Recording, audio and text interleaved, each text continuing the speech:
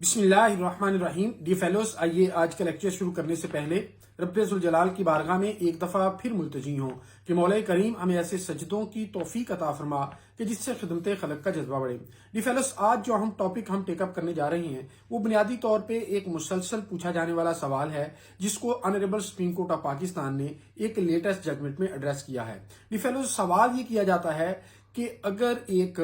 मजाज अदालत से pre rest bell खारिज हो जाए और जिसकी प्री रेस्ट बेल खारिज हुई है उसने अगर नेक्स्ट फोरम पर उस बेल को दायर कर दिया है लेकिन उस साबका ऑर्डर को सस्पेंड नहीं किया गया या उसमें श्योरिटी बांड का ऑर्डर नहीं हुआ और उसका श्योरिटी बांड नहीं दे दिया गया, तो क्या पुलिस उस शख्स को अरेस्ट कर सकती है या नहीं कर सकती? या उमूमी तौर पे ये प्रपोजिशन इस तरह भी पूछी जाती है कि एक सुप्रीम कोर्ट ऑफ पाकिस्तान के वकील साहब की तरफ से एक उनके पैड पर एक तहरीर मौसूल हुई है जो कि मुलजम या मुलजम का कोई रिलेटिव लेके आता है या वकील साहब व्हाट्सएप कर देते हैं कि हमने ये जो हाई कोर्ट से प्री रेस्ट बेल जो है वो अखराज उसका हुआ था उसके अगेंस्ट हमने फाइल कर दी है। तो क्या mayor filing of application for pre-rest bail before the Supreme Court of Pakistan and receipt of written request from concerned advocate of the petitioner, क्या उसकी बुनियाद पर उसकी अरेस्ट को रोका जा सकता है या नहीं रोका जा सकता? डी फेलोज, एग्जैक्ट इस प्रोपोजिशन को honourable Supreme Court of Pakistan ने एड्रेस किया। अगर सादा अल्फाज में मैं बात करूं तो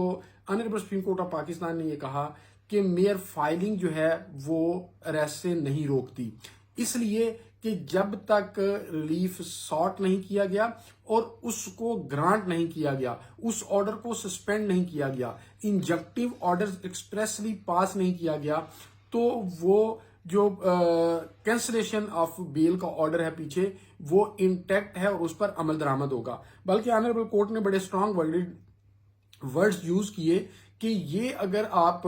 अरेस्ट नहीं करते कि सारे का सारा जो कॉन्सेप्ट है प्री रेस्ट बेल का आप उसको फ्रस्ट्रेट कर रहे हैं, जो सारी की सारी जुडिशियल सिस्टम की क्रिमिनल जुडिशियल सिस्टम की जो बिल्डिंग है उसके अंदर आप शगाफ डाल रहे हैं। जो exact wording honourable Supreme Court of Pakistan ने यूज की वो मैं आपके सामने रखता हूं for proper comprehension and clarification. Honourable court ने कहा, it is therefore necessary to clarify that any practice whereby police authorities treat the mere filing of a petition before the Supreme Court as an implied stay or bar to arrest despite the dismissal of pre-rest bail indicates a misunderstanding of the purpose of pre-rest bail.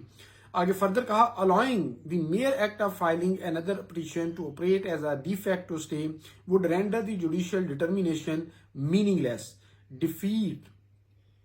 the objective of ensuring prompt and fair investigation, and risk abuse a process by enabling accused person to indefinitely evade arrest without any legal basis. Therefore, judicial orders must remain binding and enforceable unless and until a competent court expressly orders otherwise. It must be remembered that interim protection is not automatic. It must be specifically sought and expressly granted. Absent such an order, a refusal of bail remains fully operative and must be implemented promptly and in good faith by investigating authorities. ये fellows, ये था उस सवाल का जवाब जो इस हवाले से पूछा जाता है। आपका बहुत शुक्रिया।